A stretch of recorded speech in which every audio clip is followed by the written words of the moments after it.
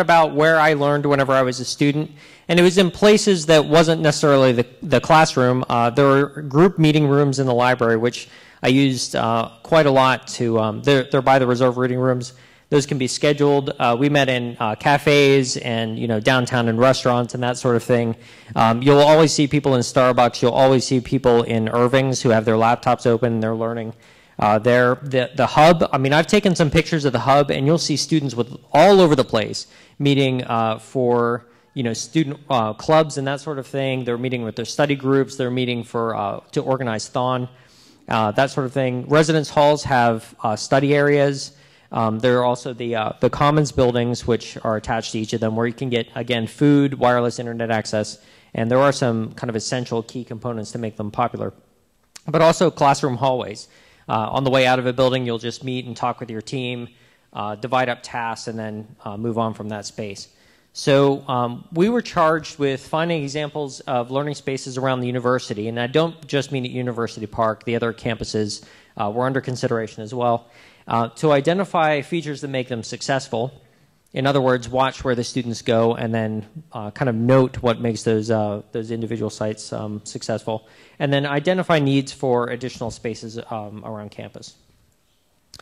So the result, and I'll get to this first, just in case I don't get to the end of my document, we have a reports area on the TLT website, tltitspsu.edu/about/reports, or if you just go to this website, just click on About, and you'll see the reports there. But it's probably about 14 pages long, includes lots of pictures, but descriptions of what makes sites popular and needs and that sort of thing. So, all right. So here's Willard. Can I get a collective boo from him? Okay, awesome. You might not be able to see this very well in the hallway, but this is a very common vision for Willard. Does anybody spend a lot of time in Willard? Okay, a few people here. You'll often see students just sitting in the hallways because they really don't have any place else to sit, and they have their books open, they have their laptops open, they're trying to check Facebook or whatever between classes. The seating there isn't very comfortable. Students are sticking their legs out, and other students are walking by and stepping over them. It's not very safe. It's it can get really dirty in there, especially in the winter. So, that's one of the places that we want to perhaps expand to. But you're in Kern today. Can I get a collective yay? Awesome. Okay, so Kern has access to food. You can normally see people, reading newspapers, that sort of thing, getting on the wireless. You are here in the auditorium. But it is a very convenient space, and it is very heavily used by graduate students, especially when the cafe is open. Whenever the cafe isn't open, then it's almost like a no man's land in here. In Pollock Building, they have collaborative learning spaces that are sponsored by ITS, and these typically include like a cubicle type setting with a little bit of privacy here. These are not staged shots at all. I just went in with my point and click camera and took some of these pictures, and you'll see these on the screensavers on ITS lab machines.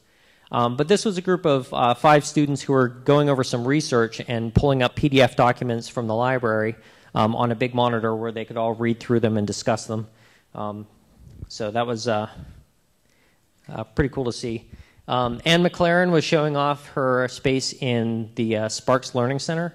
Is Anne still here? Oh, there you are. So, yeah.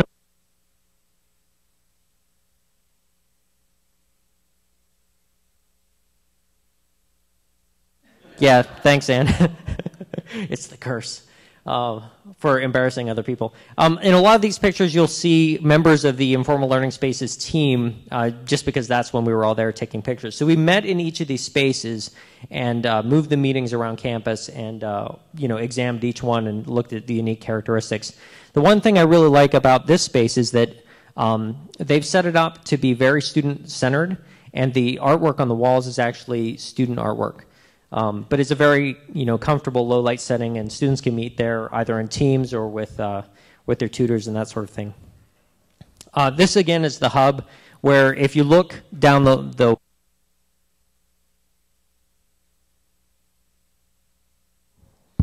okay.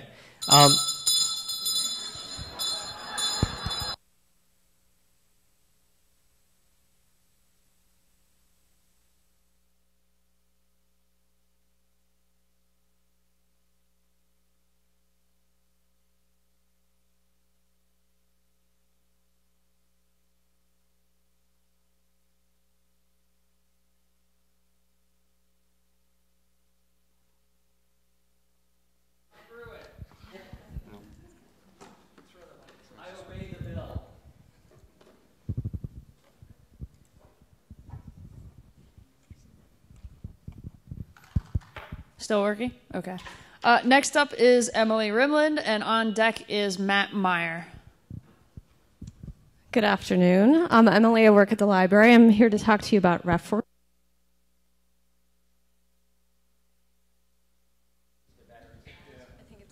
Okay, I'll try and use my teacher voice if this goes out. Show of hands, how many of you are familiar with Delicious?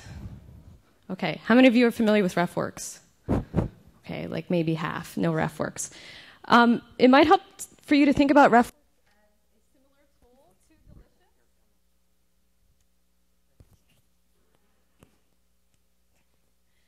It works in a similar way as It's a similar collection bucket for your citations, your references, like Delicious collects your links. So instead of collecting websites, it collects citations and references for your research. So you can access it anywhere, and it's tied to your Penn State Access account. So that's two great features it has over something like Inzko, which is tied to your computer. So let me show you a little bit about... Try switching back to this one. Is this working? Okay.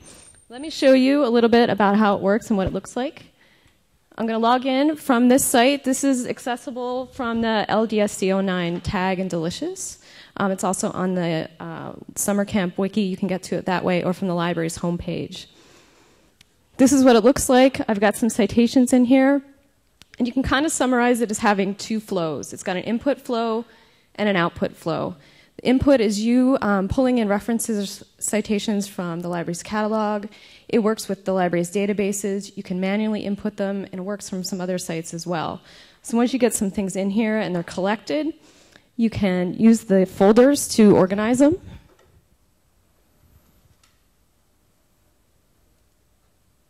So here you can see a couple folders I have. It's similar to the tag feature in Delicious. And once they're in here, you can then output them using a couple different mechanisms. You can have it create a bibliography for you, which dumps it right into Word, and it's perfectly formatted in whatever style you choose from. And you can literally choose from hundreds of styles. So there's the MLA, the Chicago, things you'd expect, but if you use a really specific style, it's probably in here, and if it's not, you can tailor your own style. So you can output them to Word, and then another feature it has is you can share them. And you can do that by means of using the shared space. So I'll show you that. This is what other people have shared on RefWorks at Penn State. I want to show you one in particular. This one called Rhetoric. This was created by communication arts and science students that are studying rhetoric. And there's over 1,000 references they input into this. And so they use it as a knowledge base for other grad students in CAS. And they draw from it and are able to find things that way. Another thing you can do is you can get an RSS feed for this share. And so you can subscribe to it that way and see what other people are adding in a topic that you're interested in. Lastly, I just want to mention that we're doing a small pilot this summer with CAS 100A students. They're using this in class, and we're going to get some feedback and data from them about how they like it for managing their citations. So we should have that data at the end of the summer. We are also teaching classes in RefWorks. Beginning in the fall, you can access them through ITS training. And if you have any questions, you're welcome to ask any of us at the library. We're happy to get you started. But I encourage you to just go to the site, try it out, input some things, and just give it a test drive and see how you like it and let us know. Thanks.